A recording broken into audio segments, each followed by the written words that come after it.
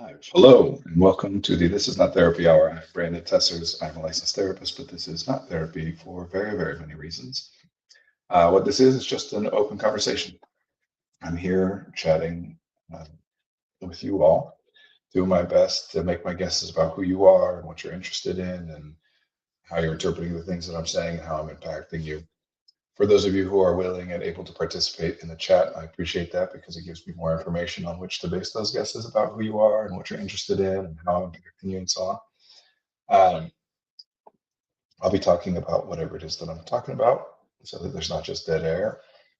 But please don't hesitate or hold back if you want to ask questions or put in comments or jokes or whatever about anything, whether you think it's related to the topic I'm discussing or not. Please go ahead. I'd much rather be talking about whatever you're interested. I, uh, I'd much rather be talking about whatever you're interested in talking about. Um, Plus, that's just how conversation work. We impact. Insert joke here. So uh, we're streaming on three different platforms simultaneously. We're on Twitch, Facebook, and YouTube. And so I will read out comments as they come in because otherwise you'll each only see comments that you'll each only see comments that come in from the site that you're on, the platform that you're on. So to keep us all on the same page, I try to read out the comments. Um, I work with a private therapy practice called Effective Artistry. Our office is located in Northbrook, Illinois. We do individual, couples, group, and family therapy with people in the states of Illinois and Wisconsin. We also work with a few executive functioning coaches who can work with people all over the world via the internet. Uh, those coaches all do executive function coaching work. They all have their additional specialties as well, based on their different backgrounds and experiences, business and professional coaching, parenting coaching, art and creativity coaching. Um, I'm trying to think if there's anything I'm forgetting to say. I don't know if I made my joke about I'm a licensed therapist, but this is not therapy for very, very many reasons. It's just an open conversation. But it's always worth reminding. That's why we call it the This Is Not Therapy Hour. When I was first getting ready to start this, I was like, okay, I want to be very clear with people that this is not therapy. And then that just seemed like an easy way to name it. Just say this is not therapy, but this is not therapy hour, so that there's no confusion. Um, Although, total nerd alert, but I like etymology and grammar and stuff, and I'm pretty sure I'm capitalizing incorrectly, but I'm unsure about the naming conventions for a live stream. The this is not therapy hour in parentheses there. So there's a little confusion, I suppose, on the grammar end. Um, Wait, you're not my therapist, Dave. I thought I'd finagled my way into a free therapist this whole time. Uh, Super cool. You are now on 52-inch TV where you've always belonged. Sure. Um, I'm working from my home office, which is still in the process of being set up. I'm told that right now it looks like I'm in a weirdly empty room with the blank wall behind me, uh, and have a TV in here because when I do therapy sessions, I put people on the TV so that their face is like as close to life size as I can make it, and I can sit further away and they can see me. It's as close as we can come to like sitting in the same room together without actually being in the same room together. Uh, Yeah, no, we obviously discuss things that are um, often of interest in therapy sessions or people's work with their therapists. And I know that's a joke there. Obviously, haha, Brandon's on about a 2.5-inch screen for me right now. Um, and I'm sure we've talked about this before, but people generally have a misconception about what therapy is or what the value of it or the purpose, the mechanisms of it, how it helps. We in our culture have a tendency to focus on information, knowledge, just generally, right? We're very cognitively oriented, which makes sense for a lot of reasons and is really beneficial in a lot of ways. It has its downsides, but and so people have a tendency to think of therapy and therapists as similar to medicine, the field of medicine. I don't mean like pharmaceuticals. I meant that I set up Twitch on my TV. Cool. Where, when you see a doctor, medical professional, uh, medical concerns are things where it's like you have some symptoms. Those symptoms are happening as the result of some pathological process that's identified. And so they look at the symptoms, they come up with a guess about what thing might be causing those symptoms, and then they run tests to see if that thing is going on.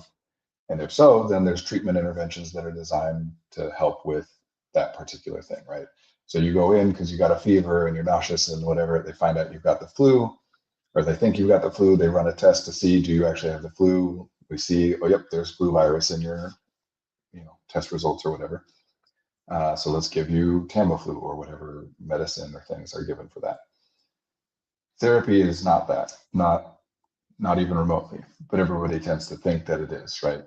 Because we talk so much these days about diagnoses, which are great and valid, right? Talking about whether it's major depressive disorder or autism spectrum disorder or attention deficit hyperactivity disorder or bipolar disorder or whatever.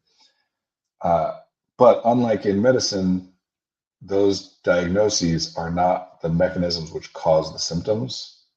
We don't have any known and identified mechanisms in the work that we're doing. Nice. I love using the TV for streams. I would, but I'm out of the house, so I have to watch on my phone. So there's this misconception, especially because therapy at this point, behavioral health stuff, I mean, it is lumped in the language that we use, talking about it as mental health, behavioral health. It's covered by insurance. So, there's similar CD code, CPT codes and ICD-10 codes, to be able to go through that process. So it makes sense that everybody thinks about it that way. And as a result of that, I think, or at least partly as a result of that, people have the idea that going to the therapist is about you're presenting them with, like, here are my symptoms. They think, I think you might have X, Y, or Z, major depressive disorder or whatever. And then they're like, okay, well, so here, when a person has that, this is the treatment recommendation, the intervention or whatever, just like taking Tamiflu is for the flu. But there's a really important difference where there's no test to run to determine, is that the thing that's causing the symptoms? Because the diagnosis doesn't cause the symptoms. The diagnosis is a label for what those symptoms are. And obviously, for the most part, so it can happen that a person's therapist is a psychiatrist and can prescribe medication, but that's very, very rare these days. Psychiatrists are so busy doing medication management that very few of them are able to actually have like ongoing weekly, talk therapy clients. So for the most part, your therapist doesn't prescribe you medication. And so when we're thinking about it in these terms, we're thinking of it as like tools that they offer or information that they offer, analysis that they offer, and that's the treatment intervention. Yeah, I've never had a psychiatrist and therapist be the same person. Yeah, it's so rare these days. And any psychiatrist that does do actual talk therapy is likely to be very expensive. There's a really, so this is fun, actually. I didn't know this until I started studying to become a therapist, and I think most people don't know. Therapist is not a legal or professional term. There is no such thing actually as a therapist license. There are 4 different licenses, all of which can be considered therapists. So there are counselors, professional counselors, which is what I am. There are social workers. There are clinical psychologists. So most psychologists are academics, researchers. The field of psychology is like the field of, I don't know, geology or I don't know, linguistics or whatever, right? Like it's a scientific field where there's a lot of ways to apply that. And so there are people who do that work as an applied geologist out in the field or whatever. But psychology is predominantly a research-oriented profession. Some psychologists are what are called clinical psychologists, which are psychologists that work in a clinical setting, actually seeing clients. So clinical psychologists is one. And then the last is psychiatrists. And psychiatrists are medical doctors. They go to med school and do their residency and internship and all that stuff. I don't even know what all it is that doctors have to do, but they do it all. And then psychiatry is their specialty in the same way that someone can become an ENT or an OBGYN or whatever. I do think that that's part of the confusion that people have about therapy, as though it is the same as medicine. And again, when I say medicine, I'm talking about the field of medicine, like medical doctors. I feel like it only happens on TV. Yeah, it's confusing because what most, like, in our collective imagination, when we think of therapists, that's very intermingled with thinking of psychiatrists. So as an example, shrink, someone being a shrink or a head shrinker or whatever, is a term that originally was referring to, and still I think by and large refers to, psychiatrists. The show Shrinking, which is a show that I like, although afterwards, sometimes during, we have to pause so I can be like, all right, hold on. Here's what's going on. Because the therapy part of it is mostly ridiculous. But I do like the show. And part of why I like it is because it gives me a nice window into, like, what do most people understand about all this, right? So the fact that all the therapists are referred to as doctor, which does happen because clinical psychologists are doctors and psychiatrists are doctors. But again, the vast majority of therapists are counselors and social workers, which are master's degree. The terminal degree is a master's degree, so not doctors. Although people will call me Dr. Tessers not infrequently because of this assumption everyone has. One of my favorite things on that show is that whenever they refer to, because the characters on the show that are therapists they're not psychiatrists. The show never clarifies that. It never straight up says these are not psychiatrists. I think because the writers of the show are aware of the fact that people would be very confused if they're like, these are therapists, but they're not psychiatrists, because most people kind of think those two things are the same thing. So whenever in the storyline they have to refer to somebody's medication or the person who's prescribing their medication, which is always going to be either a person's primary care doctor, typically going to be either a primary care doctor or a psychiatrist. But on the show, they refer to them as psychopharmacologists, which is not a title. Psychopharmacology is the field of pharmacology about, like, psychoactive medication, the kinds of things we take for our, we'll call it behavioral and mental health. It's funny to me because I bet a lot of those writers are in therapy and or taking medication. Yeah. Well, that's the thing. I do wonder how much it's like the writers themselves not understanding something versus how much it's them trying to say, if we say they're not psychiatrists, and if then we refer to, like, oh, the person's psychiatrist, whatever, then how many people in the audience are going to be like, wait, what? I thought this was the person's psychiatrist. What are you talking about? Right. And I will say that some of what is portrayed in that show is more realistic or more accurate than what's usually portrayed about therapy. Because the truth about therapy is that while it's, if done well, it is absolutely enrapturing, captivating, engaging for the client, for the person who is in therapy, and just completely boring for anybody else to watch. Almost think of it like, I was going to use a different metaphor. I will use it anyway, but there's problems, or there's potential interpretations of this. Think of it like if a person's, like, in physical therapy, right, where they're working on rehabilitating you from some injury or whatever. That work is taking all of your focus. It's taking all of your effort. It's very taxing and meaningful. And it would be so boring for anybody else to watch. So therapy on TV and in the movies and whatever tends to be portrayed terribly because real therapy is really boring. So to this day, my favorite one is in the movie Silver Linings Playbook, which I don't know if it's still thought of this way, but at the time it was very much, like, talked about, advertised as, like, this is a movie about two people with mental illness who are falling in love. Like, that was a major, like, theme of the movie, is that these people are mentally ill, which we can set aside talking about mental illness and mental health as a concept for now. Uh, Therapy is like me talking about my character backstory. Sure. Um, and the main character in that movie, the male lead, what's his name, Bradley Cooper, shows up to his therapist's office. Therapy is like me talking about my character backstory, fascinating to me specifically, and no one else I talk to about it. Yeah. Um, he shows up to his therapist's office for his first session, and while in the waiting room, a song comes on that's a very triggering song for him because his whole collapse happened when he came home and found his wife cheating on him.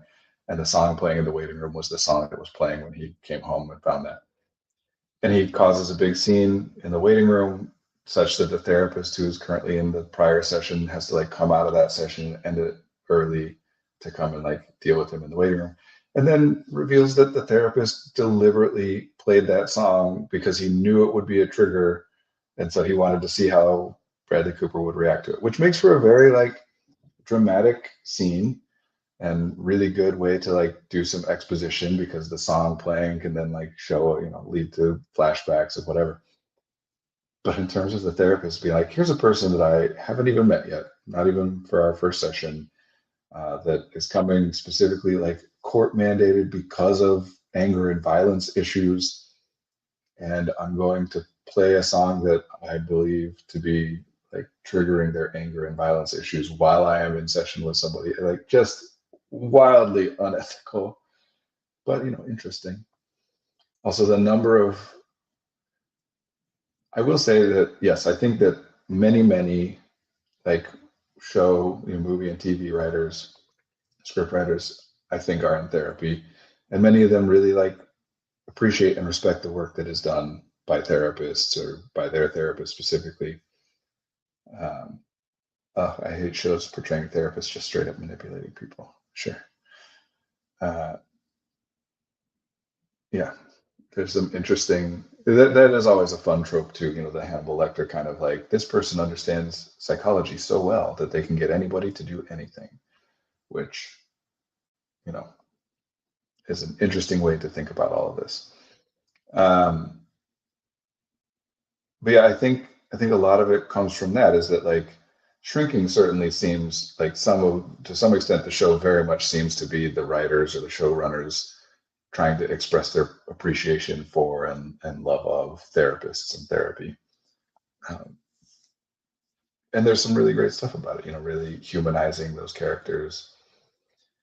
Uh, I think interestingly, it also often, like very often, results in very clear, like if it was real life, very, very clear, not gray at all, ethical violations in terms of the relationship between the therapist and the client. There is just an inordinate number of people who end up dating their therapists in TV shows and movies. It's like if I see a therapist, there's like a 50% chance that they're either dating a current or former client or will end up dating or sleeping with it, which is not controversial. I'm saying that, wait, let me say that more clearly. That is a clear ethical violation. There is no controversy about whether or not that is an ethical violation. It's very clear. It's in writing in a million different places. What, you mean my 20 charisma bard can't just instantly manipulate anyone they talk to? What am I even doing this for then? Yeah, well, in D&D, absolutely, that's what it's for, and it's amazing. Also, I do think they're very charismatic. The thing we're calling charisma, the more charismatic someone is, the better they are at getting other people to do the things that they want them to do or think or feel the things they want them to think or feel. I don't think that like an awareness of psychology or, a clinical understanding of how people's minds and patterns and whatever work equates to charisma. I would say that I know a lot of therapists that I would not think of as very charismatic, and I know a lot of really charismatic people that are not therapists. Um, so yeah, I wanted to rephrase that as when I said not controversial, I meant that there is no controversy over whether or not it is an ethical violation, which I have seen. Like in the show, something happens, and then, like in Ted Lasso, as an example, they talk to another therapist, and that therapist character says like, well, it's a gray area, and like, no, it's not a gray area. It's very clear. uh, Dating clients is so clearly a bad idea, yes. And beyond that, so there's a very clear, we are not, therapists are not allowed to engage in what's called dual relationships. So this takes us back kind of to the beginning about like what is therapy and what makes it helpful to people. And more than anything else, and there's a bunch of different ways to back this up, but more than anything else, the thing that matters is the relationship. And that doesn't just mean like the way that the two of you interact and get along, which is very important. It also means the structure, the frame of the relationship, the fact that I am your therapist and you are my client. And when we meet, we are meeting in order to do what you're paying me, and I am working with you to support you and helping you to make whatever changes we're trying to make. Right? It's like when people are like, I can just talk to my friends, which is true. And when you talk to your friends, some part of you, whether you're thinking of it consciously or not, you have to worry about that whatever you say is something that might impact how they view you and treat you in the future. And because they're a part of your life, that's a big deal. And so you got to be conscientious or careful. Even if you're not doing that and you can be open, there's still a part of you that's like, okay, but I can only talk about my stuff for so long, or, I feel that I'm burdening them or bringing them down or whatever, right? The therapy relationship specifically is referred to as a contractual relationship, that we're all going in eyes open about what my role is, what your role is, and we cannot have any other role. I can't also be your friend. I can't also be your brother-in-law. I can't also be your neighbor or whatever. I struggle in D&D with wanting to be good with people, but it's really hard to have high wisdom for insight and also high enough charisma for good persuasion, and also high enough con and dex to not die. I never thought about that, but dating is a bad idea. I never thought about that, but that's true and kind of interesting, because I would say that I think that there is correlations between like the more charismatic someone is, the less likely it is that they're like, all right, wait, filters. There's a concept I talk about with people where I talk about permeability. Think of like a sieve, like you put your broccoli in and rinse it with water or whatever, the bowl with all little holes in it. So permeability is about like a barrier which can be permeated. Things can go in and things can go out. And sometimes you have a big bowl with one little hole in it and not very much can come in or out, right? And sometimes it's mostly holes with little bits of wire holding it together, right? So when I talk about permeability with people, what I'm talking about is the ability to influence others and be influenced by others. And maybe ability is not the right word, because that's going to make it sound like skill, like it's a comparative thing. I mean, the extent to which a person is influenced by others and influences others. And I think that those two things are directly correlated. That's why I talk about it as permeability. The idea that one can be very good at influencing others while being very bad at being influenced by others is silly, right? If we want to break it down and be practical, influencing other people, at the root of it, is going to involve like communicating with them, interacting with them in some particular way that has some particular impact on how they think or feel or behave. In order to have any level of skill at that, you must pay a lot of attention to other people.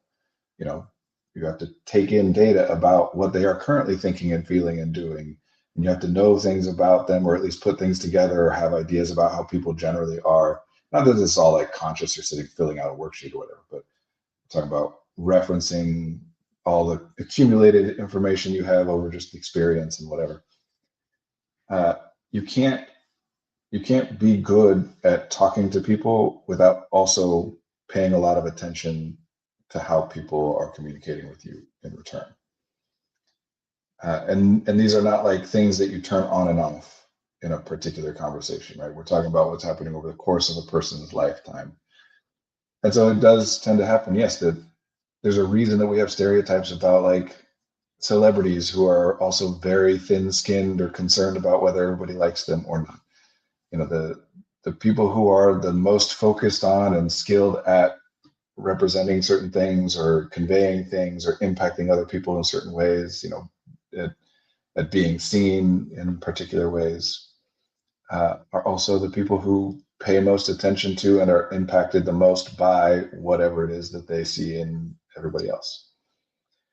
Uh, so just interesting, that idea between insight and charisma, because in D&D, insight, when we're talking about it as a social skill, mostly is pretty much just like, you can tell if people are lying to you.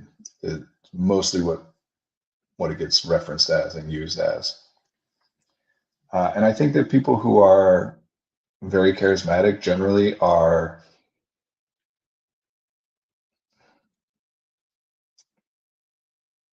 very difficult to, how do I want to phrase this?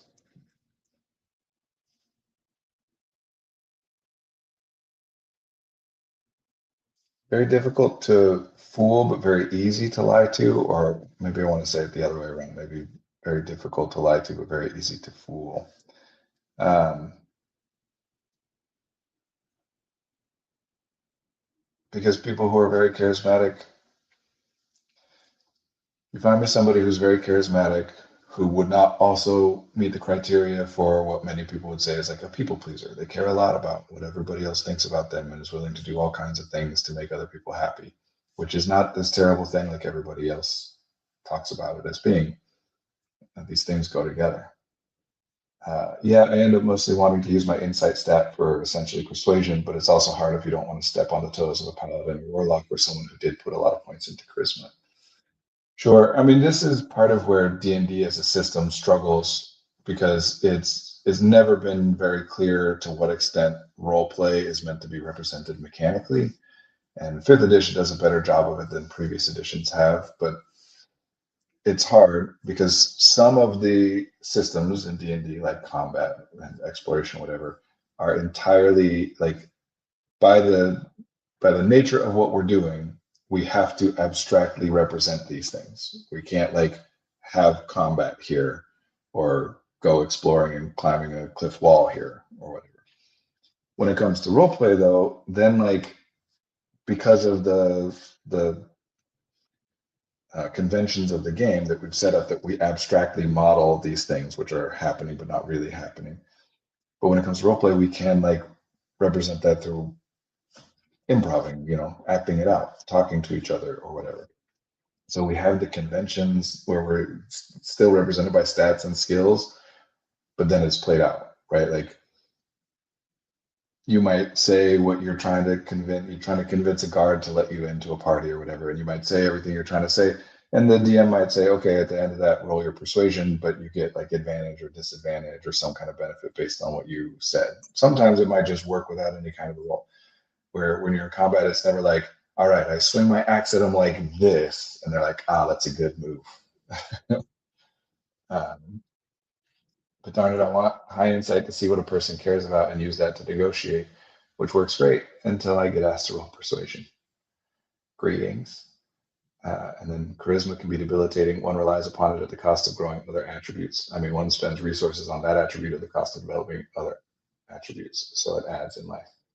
That's true, but that's true of all skills, right? That's one of my favorite sayings, is to a person with a hammer, every problem looks like a nail. That all people, like the way that humans are constructed, is that when we encounter a problem and we don't know how to solve it, we engage in a whole, anyone who talks about well-being and mental health has my immediate respect. Well, that's great. Glad to have you with us. Yeah, this stuff matters. Yeah, when you encounter a problem, you don't know what to do about it. We have processes we engage in to try and figure out what to do about it, right? When we're solving a problem has two phases to it, especially in their free time. I agree. I often joke about, somebody recently said to me, like, wouldn't it be nice to win the lottery and not have to work? And it's like, yeah, because then if I didn't have to work, I could just like focus on what I really care about and like try and do what's right and help people as much as I can, and like just kept running on with it until I was obviously like constructing the life I already live. Yeah, I couldn't stop thinking about this stuff before it was my job. I can't stop thinking about it now that it is my job. Um, so when we're trying to solve a problem, there's two phases to that. We talk about ideation, which is coming up with the set of actions which, if taken, theoretically might solve the problem. And then there's execution, which is taking those actions, right? Or seeing to it that those actions are taken. When we encounter a problem where we don't have the ideation, we don't know like what is it that could be done that would theoretically resolve this problem, we engage in that process, ideation. And there's like analysis and all kinds of stuff we do to try and come up with it. When we encounter a problem that we already have the ideation, we already know what things need to be done, then we skip straight to execution. So these are two different things. I'm 29 and only got diagnosed with autism last week. Totally changed my life. I can finally forgive myself and stop attributing my differences to insanity or weakness. It's been so impactful. That's wonderful. Welcome. Ideation absorbed my mind for a long time and it warped me. Yeah, I feel that. Certainly, I do. And you know, we talk about this sometimes on the stream about like cognition and as Coach Fritz there referenced, people becoming so good at cognition and ideation that they rely on it to solve every problem. And then we encounter problems that ideation like can't solve, not necessarily because we can't solve it. Sorry for dumping things. I'll try not to derail the conversation. No, please, I say at the beginning, please don't hold back, put anything out there at any point, at any time. Like that's how conversations work. The whole idea of interrupting or derailing things is an idea that we're all taught in settings that make sense for it, like in a group instruction in school when you're 5 years old. But in regular conversation, pretty much anything other than like a group environment like that, interruption is very good. And I lied to myself and others so often that I end up believing the lie. Yeah, I get that too. Or having a hard time distinguishing even between what's an idea and what's real, you know, because it's sometimes to some extent those are not different, and those ones are especially confusing too. And understanding the power of the limbic system really empowered me for sure. You know, I used to, when I was younger, I would sit awake at night sometimes wondering like, am I a good person, or do I just do the things that I think a good person would do because I want to be a good person, so I try to act the way that I think a good person would act. And then, but is that any different from being a good person? Like what other distinction is there besides just doing it? But what if I'm just doing it to perform it, you know, et cetera, et cetera. Cool Whip, derailing is our goal. Coach Fritz, derailing, leasing to detailing. Damn it, I should have waited. I wonder if there's a typo in there, but maybe not. I don't know. Yeah, we go wherever. Yeah, some problems just literally cannot be solved by ideation. There's no matter how much you think about it, in order for the laundry to be done, it needs to be done, right? Let me say that differently. No problem can be solved by ideation alone. And a lot of problems, the ideation is already done, right? You know what to do. It's just about doing it. Then our culture has this fun extra piece where we pretend like execution can be accomplished from ideation as well. We often talk about this through the lens of motivation or laziness or whatever. I'm also super introspective, and affirmation therapy is in my mind one of the most damaging practices of the modern era.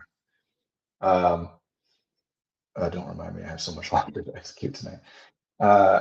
Yeah, so I would agree that what we sometimes refer to as toxic positivity. So there's positivity psychology and other like strengths-based psychology approaches, like theoretical, which for the most part, every different theory has like great stuff.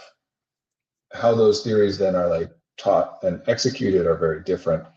And some of those very much almost always stray into what we would call toxic positivity, where it's almost like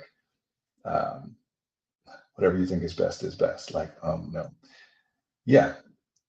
We talk about that a lot around here. That, see, there's this idea. Oh man, I'm going to back up to saying that there's a concept we call intergenerational transmission, where like you learn something, you enact it, and then the next generation, your children, learn it from you. even whether you're not like consciously intending to teach that.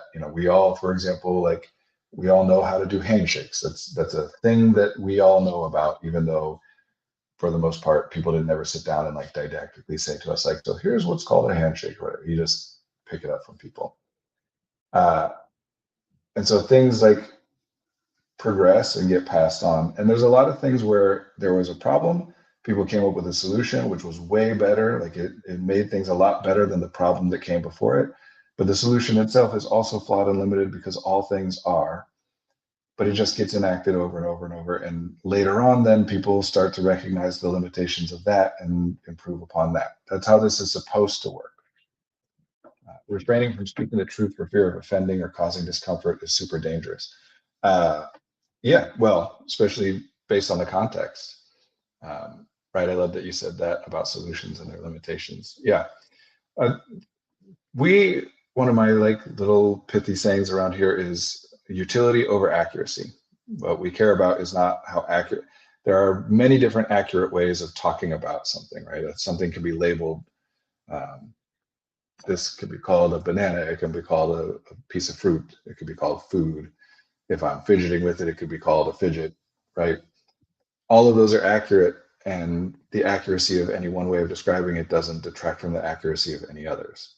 What matters is the utility of how we conceptualize it, right? That if I'm hungry, it's important that I identify that as food. Otherwise, I won't consider it to be something that I could use to solve my problem.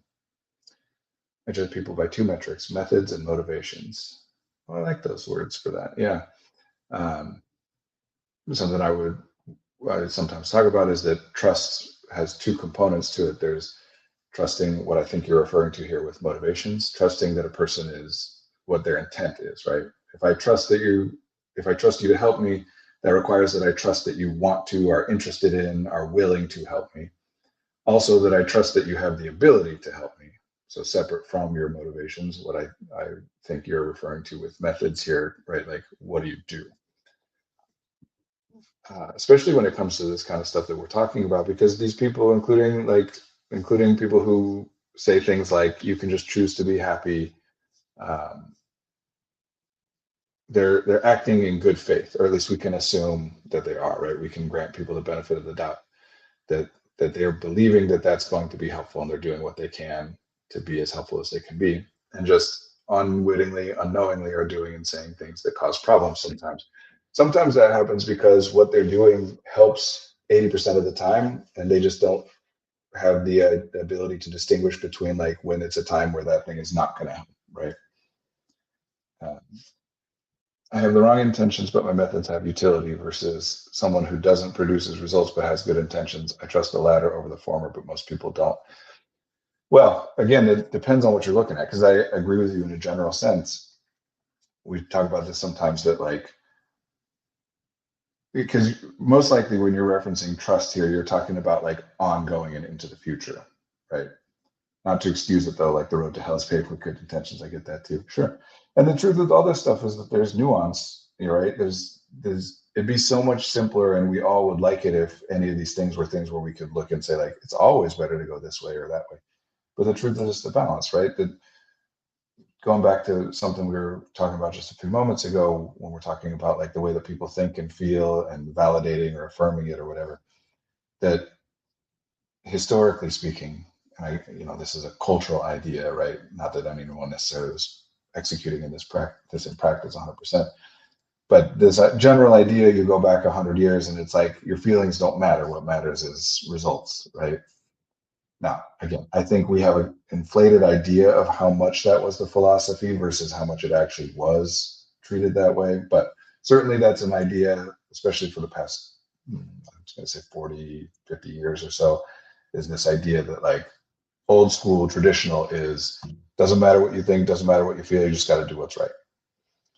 And so in response to that, because obviously that's got some problems, right? We're just ignoring people's feelings, stop making excuses instead of actually adjusting to like what people's capabilities are and so on.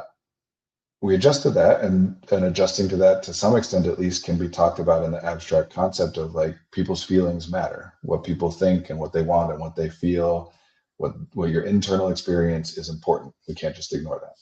which is 100% true and really great that we introduced that. And then, yes, unfortunately, sometimes because of processes about how narratives spread and ideas grow, it often gets taken to an extreme at this point where to some people it's almost as though only feelings matter and the reality doesn't matter at all. And the truth is that we want to use a balance between the two, right? That we are all wrong all the time. And there's no shame in that. Obviously, our culture teaches shame around that, in large part because we talk about concepts, mostly what we could call intelligence. The idea that there is some personal characteristic, some attribute which is contained within a person and follows that person throughout their life from context to context, that directly correlates to their ability to accurately or usefully assess a situation, come up with ideas about what is to be done about it. That's a really problematic concept because it leads to this idea that if I get something wrong in one instance, that might identify that I am a person who gets things wrong, generally speaking. And so it puts a lot of stakes on top of not knowing something or making a mistake or failing.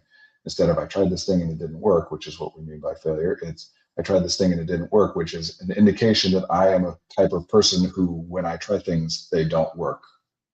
That in like this non-domain specific way. Jung and Dostoevsky are great reads for this kind of thing also.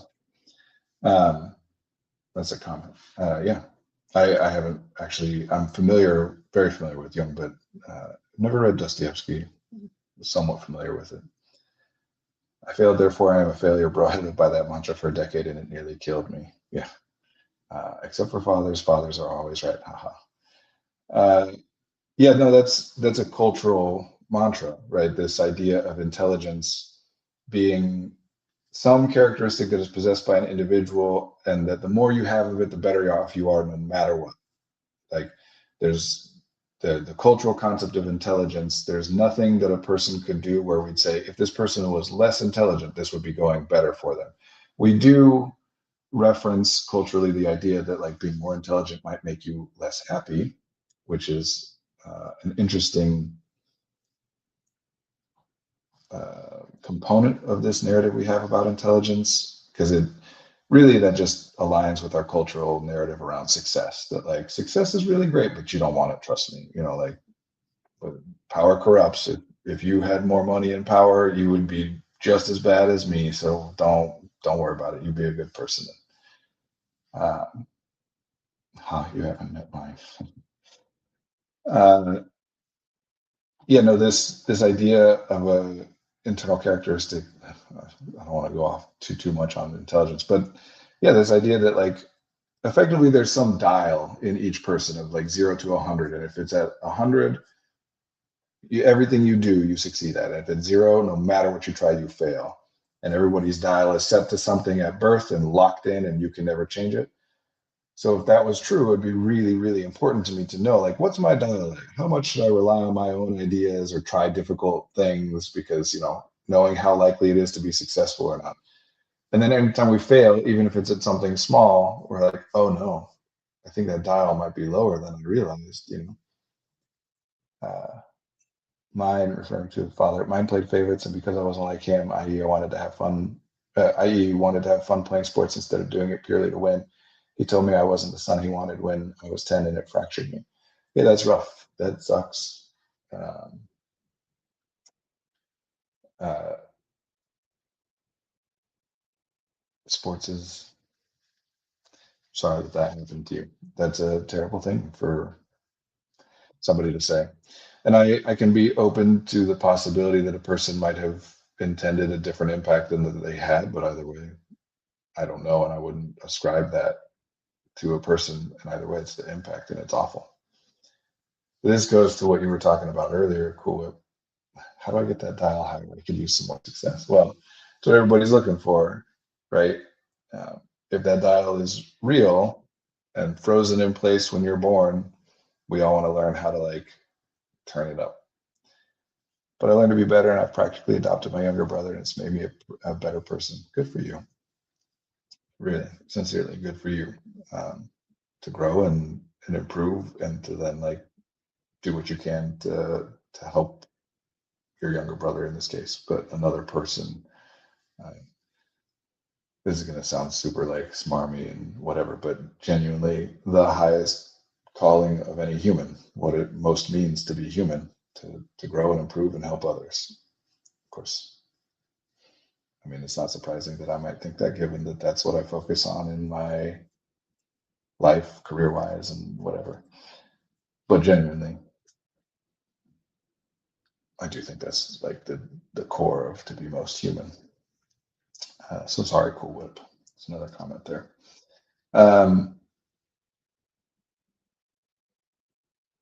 Interesting if anybody is curious to look into the origins of intelligence, this idea of intelligence as a personal characteristic, very closely intertwined with like the early days of race science, and more or less just a pseudoscientific way of saying some people are more valuable than other people. Chose not to be like him. I'm not telling him to be whatever he wants. There are rules, but I don't want a mini me. That's not the point of parenting. Yeah, agreed. Good for you. I agree with that, and I am very much not a therapist. Yeah, so pain and adaptation and survival created intelligence. Yeah, so talking about intelligence as like um, an ability rather than a characteristic, as talking about it in the same sense of talking about it like the ability to walk. What's the word I'm looking for people that walk up, or beings that walk on two legs, bipedal, right?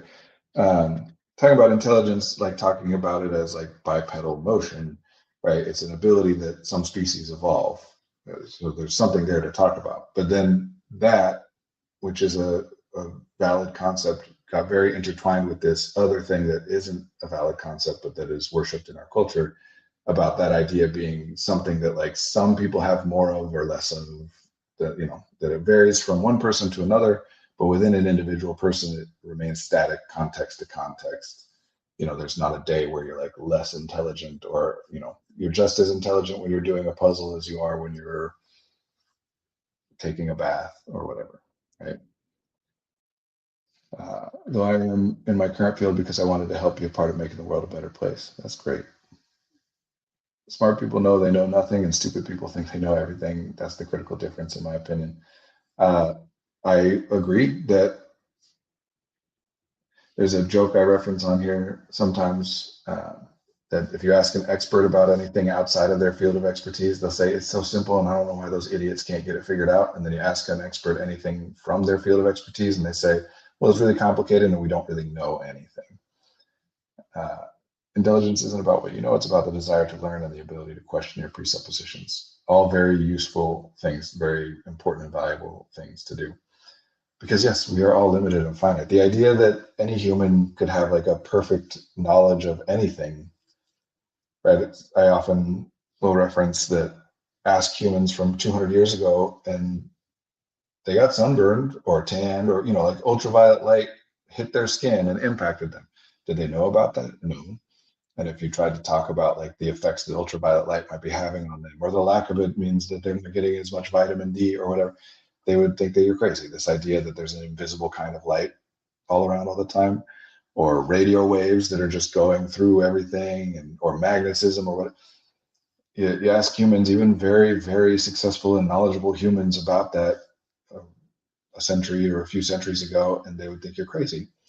The idea that at this point, we humans now have identified everything that exists, and there's not going to be anything else in the future where we're like, oh yeah, that probably has been impacting stuff. Could it potentially be true? Sure, anything could be true. Is it the most useful way to go about? I don't think so. I think it's a little absurd to operate under the assumption that we have accounted for all potential variables. So again, I'm not so much interested in what is correct, because we can't even identify that. We care about what's useful, what matters, what the idea leads to and how that works out. Perfection is counterintuitive. I think perfection sounds super boring. Who thinks we already know everything?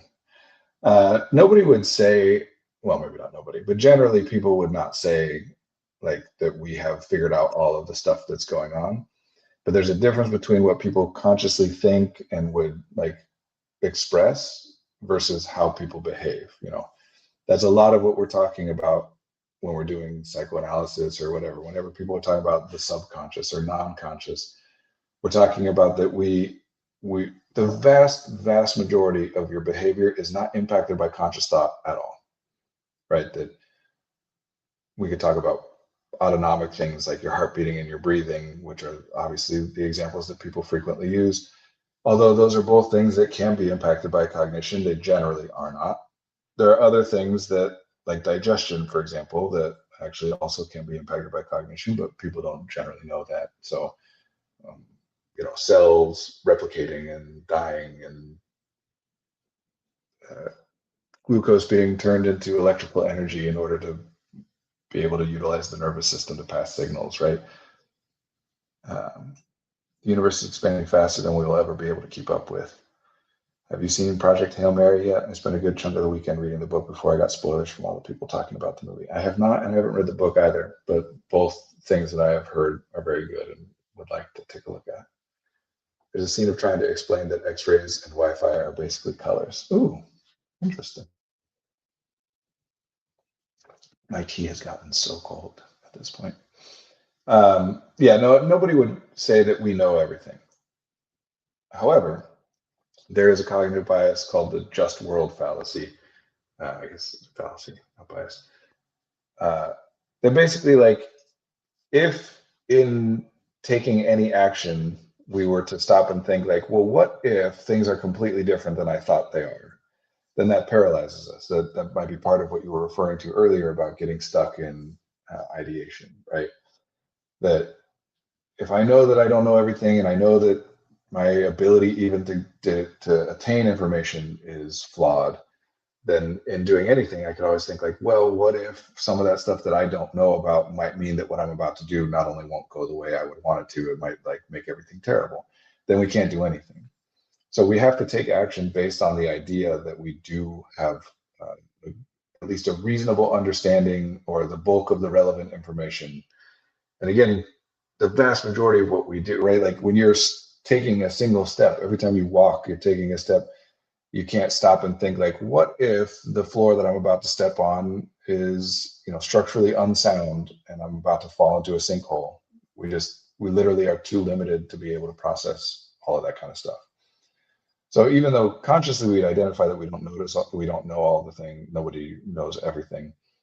We do act as though, we have to act as though we have all the relevant information. And then people will make that claim that they do, in fact, have all the relevant information, right? Not that I know everything in the universe, but I know everything I need to know about this. And again, that's not even something that I generally want to like poke holes in because it leads to paralysis. Otherwise, it's just that we want to distinguish again between accuracy versus utility. I know enough about this to be going on with. That's great. It's a different thing from I know everything about this that there is to know. Because again, then if I fail, I can identify like, well, there was some information I didn't have, or something in my execution went differently than I, was trying to make it go or anticipate or whatever. As opposed to if I fail being like, oh shoot, so I guess I didn't have all the relevant information, which only leads me to further paralysis in the future where I'm like, see, okay, I thought I had all of the information and I didn't, so I got to stop and get even more.